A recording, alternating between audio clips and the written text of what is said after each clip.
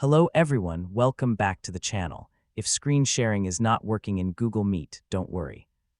In this video, I'll show you a few simple steps to fix the Google Meet screen sharing problem quickly and easily. First, open Google Meet and join a meeting. Once you are inside the meeting, click the Present Now button at the bottom of the screen. Here you will see three options: your entire screen, a window, and a Chrome tab.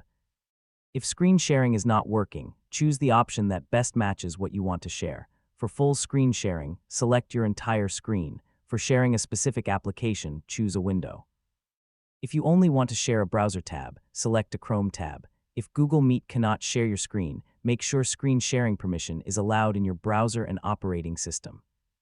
Also close any unnecessary applications that may interfere with screen sharing. If the problem continues, cancel the sharing window, return to the meeting, and try opening Present Now again. In many cases, reopening the sharing option can solve temporary issues. Using the correct sharing option and allowing screen sharing permission can fix most Google Meet screen sharing problems. That's it. This is the easiest way to fix Google Meet screen sharing not working.